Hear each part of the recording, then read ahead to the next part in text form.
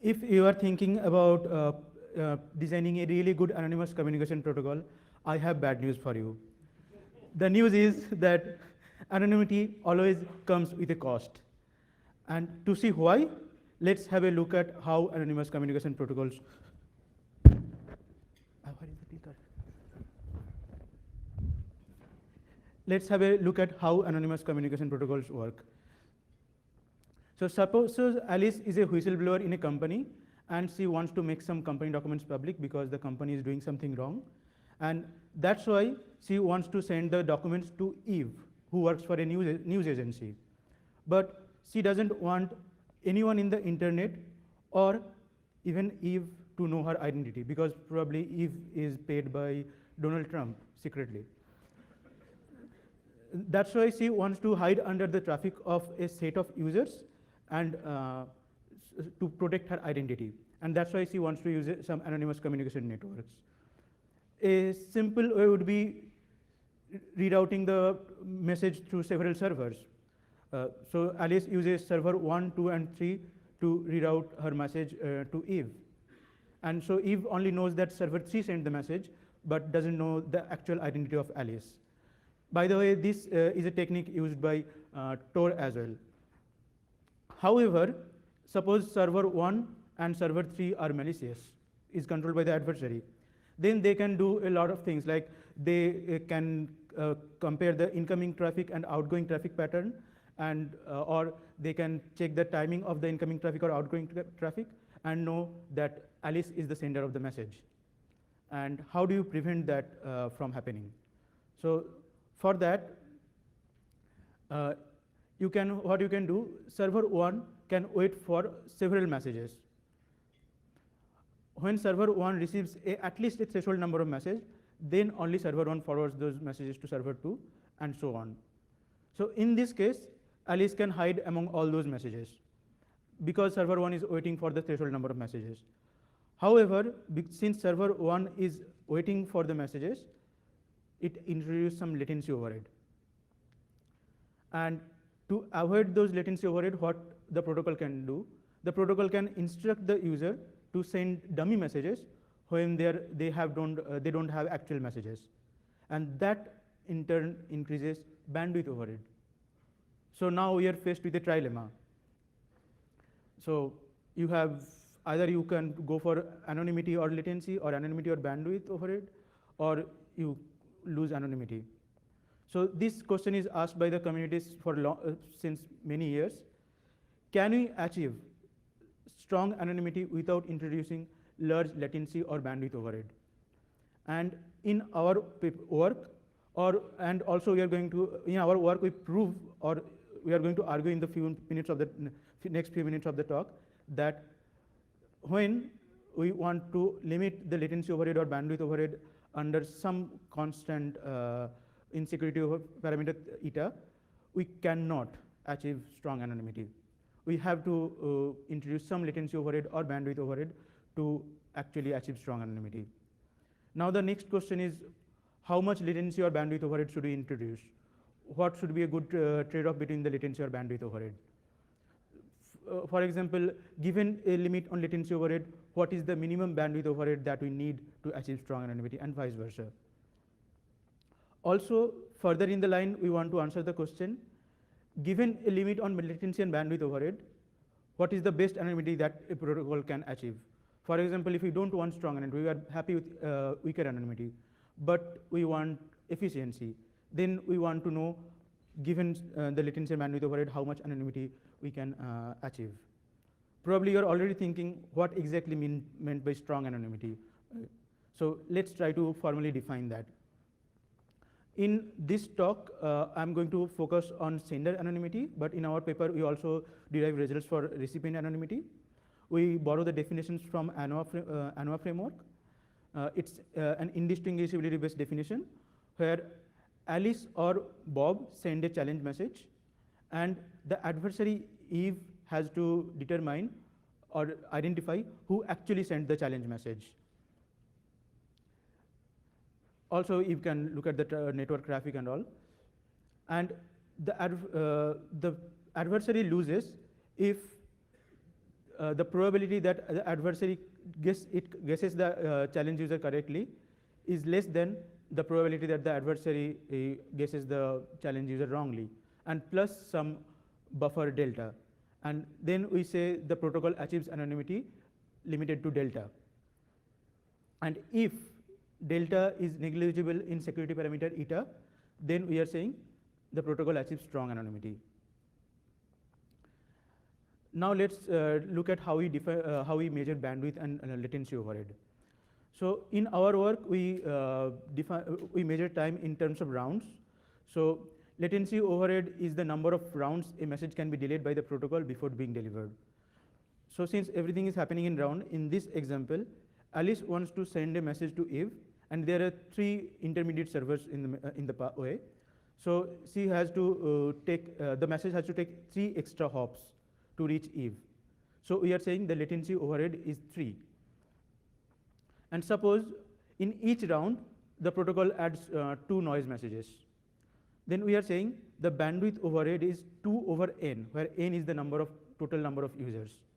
So basically, the bandwidth overhead is the total number of noise messages added by the protocol per user per round. So basically, it's the dummy message rate.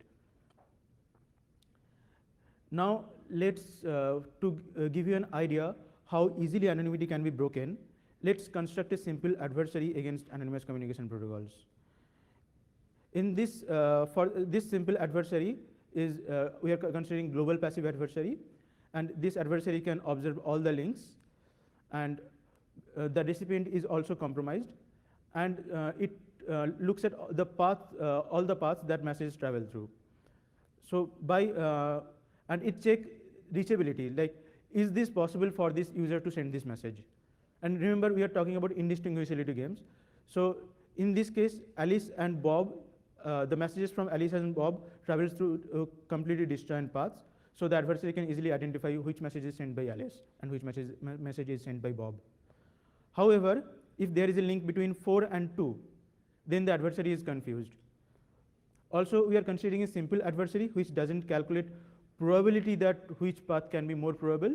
It says there is a chance that this user can send message, so yeah, there is a possibility, so I'm confused. However, the adversary can compromise some of the nodes. For example, if the adversary compromises node 4, then the adversary can correlate the links between the incoming and outgoing links, and the adversary knows that the Bob's message actually traveled through 4, 5, and then Eve, not like 4, 2, and 3. So that's how the adversary can recognize. And against this adversary, what is an obvious requirement for anonymity? For example, if Alice sends a message at T0, and it is received by Eve at R, we are looking at the band time range. If you look at the timeline, you are looking at the time R minus L to R, where L is the limit on latency overhead. If Bob sends a message, if Bob doesn't send a message within that range, then it has to be Alice. Bob cannot send a message. The message is not possible to be sent by Bob. So Bob has to send a message from R minus L to R. And what else? Also, suppose Bob sends message T1 and T2. So the Alice's message has to meet Bob's message at some honest node within the time T1 to R. So with this obvious requirement for anonymity and this simple adversary, we derive the following bound, where the product of latency and bandwidth overhead has to be at least half. And that too against a non-compromising adversary, which means it doesn't compromise any of the protocol parties. So it's a parabolic graph. So if we plot in log-log scale, it looks like a straight line, but it's actually parabola. And the gray area below the curve is where the anonymity is impossible. So as a protocol designer, if you want to achieve strong anonymity, you should try to keep your protocol above the curve. So, but if you want efficiency but if you also want efficiency, but you want strong anonymity as well, then you try to be as close to the curve as possible, but still keep being above the curve. However, the requirements become stricter if the adversary can compromise protocol parties. For example, if the adversary can compromise all the protocol parties, anonymity is trivially broken. All the parties are compromised. So basically, the adversary knows who is sending message to whom. However, if the adversary can compromise a large number of protocol parties, but not all protocol parties, then we say the latency cannot be constant, no matter the bandwidth overhead. The latency has to increase with the security parameter. However, if the adversary can compromise only a few protocol parties, then the latency overhead can compensate for the number of compromised parties. Here C is the number of compromised parties. And these constraints are additional to the constraint that we derive in non-compromising case. Also, now you are thinking, what if the users are sending a lot of messages? Yes, that actually can help anonymity. If the users are sending a lot of messages, that can compensate for the bandwidth overhead. For example, if the users are sending message at the rate p prime per user per round, then to achieve strong anonymity, we need this requirement. So where it is basically the rate of users sending messages is compensating the bandwidth overhead. However, till now, we have only talked about strong anonymity. What if you say, I want efficiency, I'm happy with some weaker version of anonymity. In our paper, we also derive anonymity as a function of latency and bandwidth overhead. So given a limit on latency overhead L, bandwidth overhead beta, and user message rate P, we derive this bound on delta. We are calling it adversarial advantage. And we say adversarial advantage will be at least this. If you want a lower adversarial advantage, it's not possible with this latency and bandwidth overhead. Actually, in our project website, we show some cool 3D interactive plots where we can play with the plots. So probably you want to visit our project website for cool stuff. So the major takeaways from this talk. First, anonymity comes with a cost, either in the form of latency or in the form of bandwidth overhead, or both. And if the adversary can compromise some protocol parties, that actually makes it difficult for the protocol. So the cost of the anonymity increases. And as you have seen in the previous slide, sometimes user behavior can compensate for bandwidth overhead. So also, by the way, I'm presenting a poster about this topic in the poster session, if you are not already bored enough about the topic. Now, with that, I'll conclude my talk. I'll be happy to answer questions.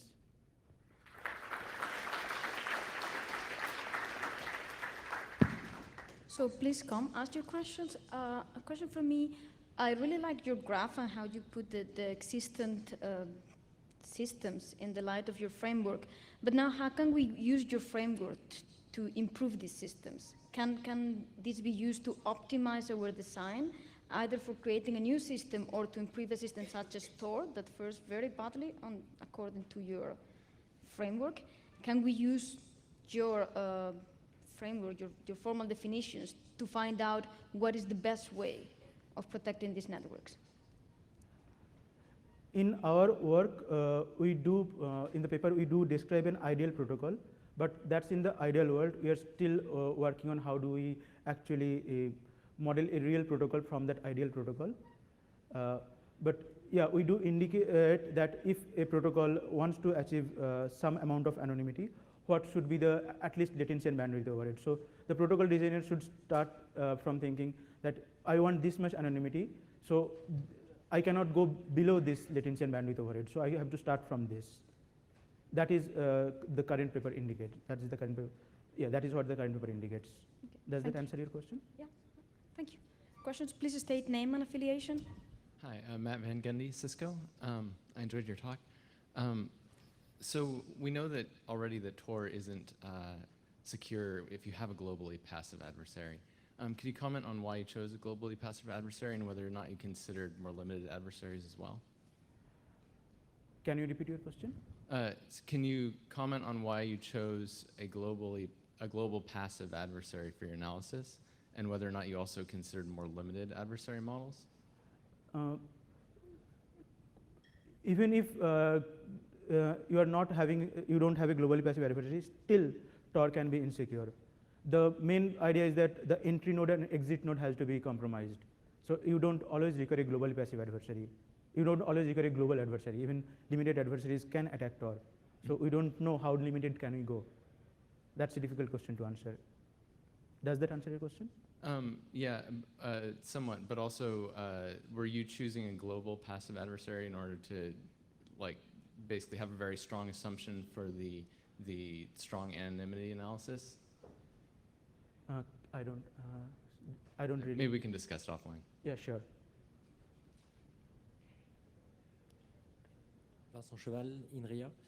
I had a question concerning how you model the latency, because you were considering the number of hop in your graph. Yes.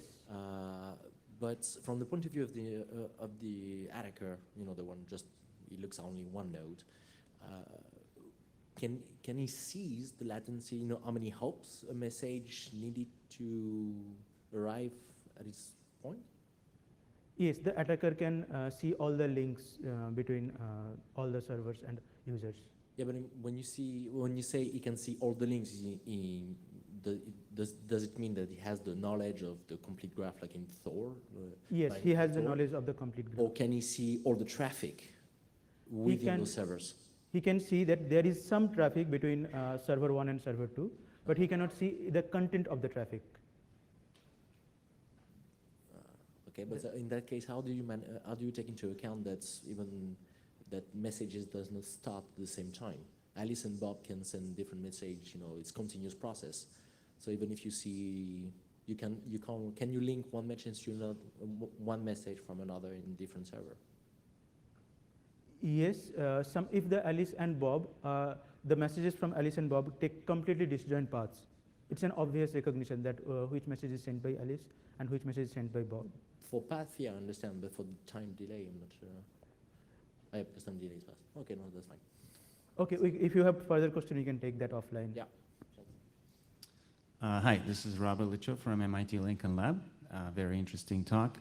So I had kind of a follow-up question to the first question.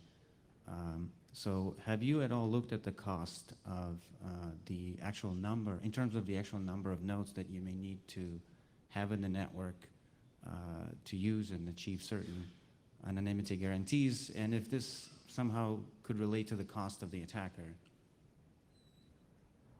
We do look at the cost from theoretical perspective. We say if the latency overhead is this much, bandwidth overhead is this much, you can achieve only this much anonymity. Right. Do you at all, or have you at all thought about the actual number of nodes in the network? So this would be obviously network dependent, the anonymity network. Yes, in case of, for non-compromise scenario, when the adversary does not compromise any protocol parties, the numbers are independent of the total number of protocol parties in the network. But in compromise scenario, it is dependent on the total number of protocol parties, and we do have analysis on that. Okay, is that in this paper, or is that something? Yes, that is there in this paper. Okay, thank you. Thank you. Okay, if there are no more questions, let's thank our speaker again.